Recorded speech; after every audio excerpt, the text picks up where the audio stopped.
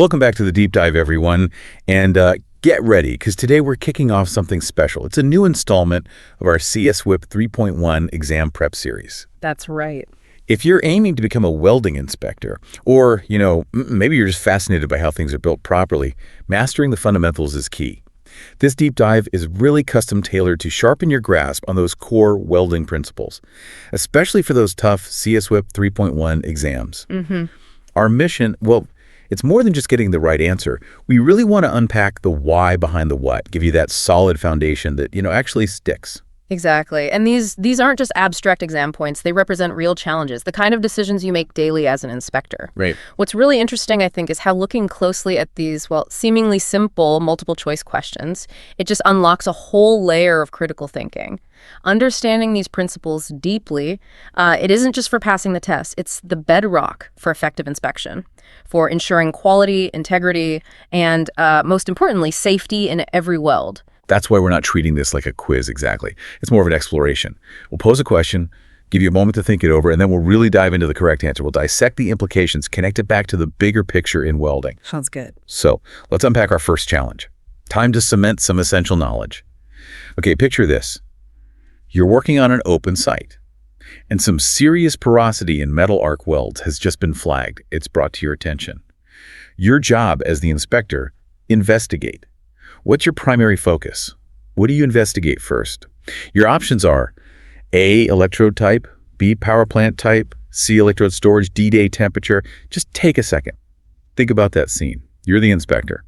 What's the first, most critical step to figuring out this porosity problem? Well, when you see serious porosity in MMA welds, especially out on an open site, the most critical factor, the first thing you really need to investigate is C, electrode storage. Electrode storage. Yeah, that's almost always the prime suspect. And there's a very good reason for that. That sort of makes sense intuitively, doesn't it? The consumables, the things you actually use to make the weld, seem like a likely culprit. But can you elaborate a bit? Why does improper storage lead specifically to serious porosity? And you mentioned hydrogen porosity earlier. Is that what we're talking about? What makes that type so, insidious? Absolutely. The why is all about moisture. It really is. When electrodes, particularly the basic or cellulosic types, aren't stored properly, maybe left out, exposed to humidity, damp conditions, or just not in a controlled oven, they act like little sponges. They absorb moisture right out of the air. Okay. Now, fast forward to welding. The intense heat of the arc, thousands of degrees, right? It breaks down that absorbed moisture H2O and releases hydrogen gas. Right. This hydrogen gets dissolved into the molten weld pool. But here's the catch. Hydrogen is barely soluble in solid steel. So as that weld pool cools and solidifies, the hydrogen tries to escape. It gets trapped, forming these tiny, often spherical voids or bubbles. And that, in a nutshell, is hydrogen porosity. Okay, so trapped gas bubbles. Makes sense. But what makes it insidious, as you put it, is that hydrogen doesn't just cause porosity. That's often just the visible sign. The dissolved hydrogen that doesn't form bubbles can lead to something much worse. Delayed hydrogen cracking. Delayed cracking. Yeah, sometimes called cold cracking or underbead cracking. Unlike, say, solidification cracking, which happens hot, this can develop hours, even days after the weld looks perfectly fine as it's cooled down. Wow. Days later. That's the danger. A weld might pass visual inspection, maybe even initial NDT, but fail catastrophically later under stress because of these hidden cracks. That's why prevention through really meticulous electrode management, proper storage, baking, using quivers is absolutely paramount. I see. So while, electrode type matters and power plant stability affects the arc and maybe extreme temperatures play a role, none of them are as direct and common a course of serious porosity and especially that risk of delayed cracking as moisture picked up from poor storage. So it's not just the visible flaws, the bubbles, but that invisible delayed threat. That's a critical takeaway. Really underscores how a seemingly small detail, like how you store your rods, can have huge, potentially catastrophic consequences. Darcy. It highlights the need to control every variable, which actually leads us nicely to the human element in all this. Yeah. Our next question gets right to the purpose of a fundamental assessment in welding. Here it is. A welder qualification test is to verify the skill of the welder, B, the quality of the materials, C, the non-destructive test procedures, D, the manufacturing method. So when we put a welder through a qualification test, what are we really trying to confirm? What's the core purpose of such a vital test? Okay, this was pretty fundamental. The direct, unequivocal purpose of a welder qualification test is A, the skill of the welder. The skill, right. Yeah, it's a personal certification. It's designed specifically to assess if an individual welder has the ability, the dexterity, the control to consistently produce sound, high-quality welds. But, and this is key, under specific, defined conditions. Okay. It checks their manual skill, their control over the arc or the torch, how well they understand and follow the welding procedure specification, the WPS, and ultimately, can they execute that procedure without introducing unacceptable flaws or defects? That raises a really important point, though. Why is isolating just the welder's skill so crucial? I mean, surely the materials they use, the procedure itself, those are just as important for a good weld, aren't they? Oh, absolutely vital. But their verification happens differently. Think about it like this. You could have the best materials, certified, top-grade stuff. You could have a perfectly engineered, flawless welding procedure, state-of-the-art equipment, everything technically perfect. Okay. But if the person actually holding the torch, making the weld, lacks the necessary skill, coordination, or focus, well, the end result is still likely to be a defective weld. I see. The human factor. Exactly. The welder qualification test is that critical gatekeeper. It ensures the human factor, which is often the most variable part of the equation, is up to standard. It's proof of their personal ability. Right. Material quality, that's checked by material test certificates, MTCs, or maybe independent lab testing. NDT procedures, they have their own qualifications, calibrations, qualified personnel running them, and the manufacturing method. Well, that's the whole process, design, fabrication, everything. Much broader than just the welder's action. The qualification is laser-focused. Can this person reliably turn this approved procedure into a good weld? That really clarifies it. Even with perfect inputs, the execution is paramount. It's about ensuring the person doing the work has the consistent capability. Okay, let's shift gears now. Let's move into the specifics of a particular welding process and its parameters. Our third question takes us into submerged arc welding, or ASOD. In subarc welding, excessive flux melting will result from A, increasing the arc voltage, B, decreasing the arc amperage, C, increasing the trowel speed, D, increasing the wire feed speed. Okay, time to think about that delicate balance of parameters in tub W. Which one of these adjustments leads to too much flux getting consumed? All right, subarc. The answer here, the cause of excessive flux melting, is A, increasing the arc voltage. Voltage. Interesting. Because, you know, intuitively, you might think more current maybe or slower travel speed would mean more heat overall.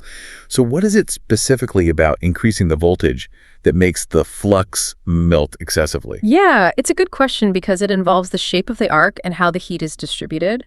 When you increase the arc voltage in SAW, you're essentially making the arc longer. Longer arc, okay. And a longer arc tends to spread the heat out more. It creates a wider, shallower weld pool profile.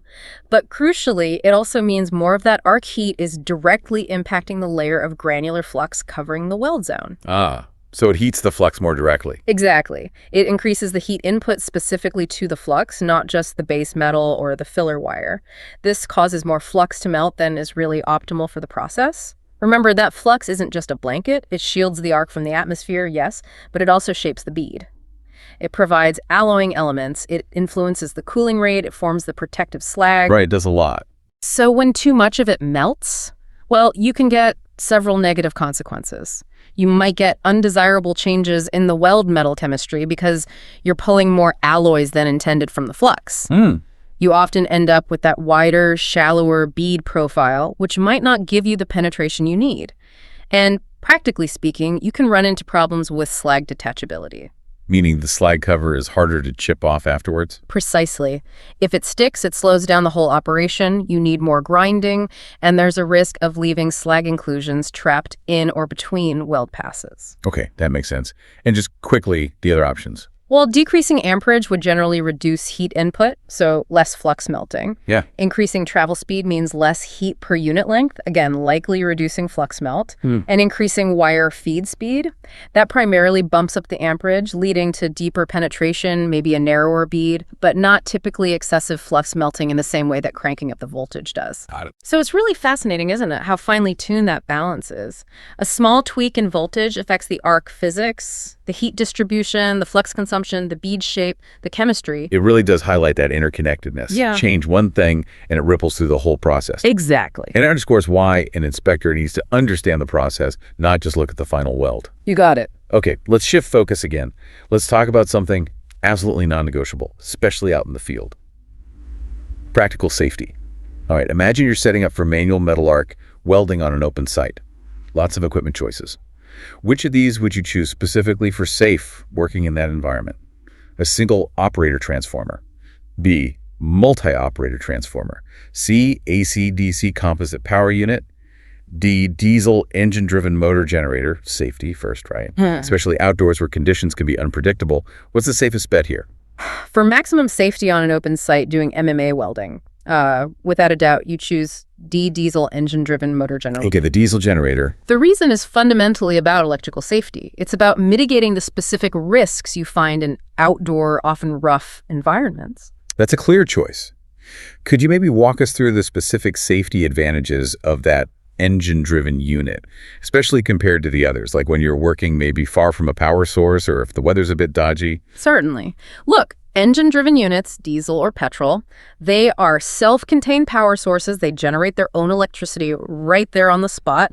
This means they are inherently isolated from the mains power grid. Isolated. That's the key term. Absolutely. That isolation dramatically reduces the risk of severe electrical shock, which is, let's face it, a primary hazard on any construction site, but especially outdoors. Think about an open site. It could be damp, wet, muddy, right? Remote location. If you're using mains-powered equipment like transformers or composite units, you often need long extension cables snaking across the ground. Yeah, you see those everywhere. And those cables are major hazards. They can get damaged by site vehicles, punctured by sharp objects, soaked in puddles or rain.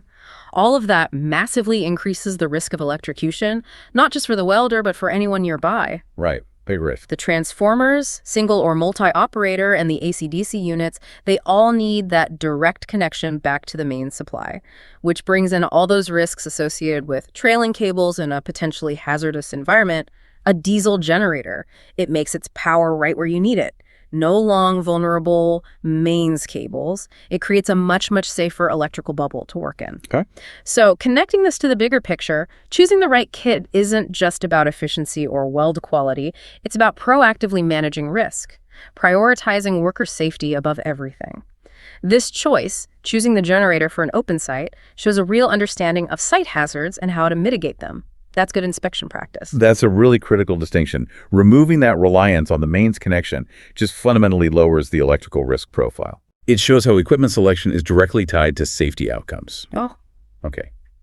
For our final question today, let's wrap things up by looking at some essential industry standards, the kind of code that acts as a universal language in welding. Here it is. In British Standard 639 and the European Standard BSEN 499, the first digits of the electrode classification indicate what?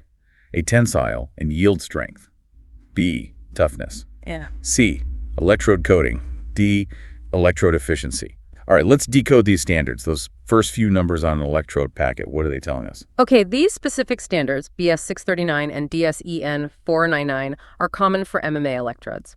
And those crucial first digits, they primarily indicate A, tensile, and yield strength. The strength. Okay, so the mechanical properties. That's right. It's fundamental information for selecting the right material for the job. So these initial numbers are like the headline for how strong the weld metal will be. Can you expand a bit on why knowing these specific strength values right from the classification is so vital for engineers, designers, inspectors, and maybe what other info can we get from the rest of the classification code?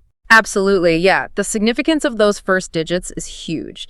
They directly map to the minimum required tensile strength and the minimum yield strength of the weld metal that the electrode deposits, often given in units like megapascals, MPa, or newtons per square millimeter. Right. And this isn't just, some abstract number. It's critical because it allows engineers and inspectors to choose an electrode that will provide a weld with the necessary mechanical properties. You have to match the weld strength to the base material and the demands of the application. The structure needs to handle the loads, the stresses, the operating conditions it's designed for. Makes sense. You need the weld to be strong enough. Exactly. Using an electrode that deposits weaker weld metal than required could lead straight to premature failure. Very dangerous. Okay, so strength is primary. What else does the code tell us? Well, the full classification in these standards is usually an alphanumeric code. It's quite comprehensive. Beyond those initial strength digits, other parts of the code will tell you things like the type of electrode coating, is it rutile, basic, cellulosic? This affects the welding characteristics, arc stability, slag type, and even things like hydrogen content. Linking back to our first question. Precisely. Yeah. It also indicates the welding positions the electrode is suitable for: flat, horizontal, vertical, up, overhead. Also, the type of current AC/DC positive, DC negative, and polarity it's designed for.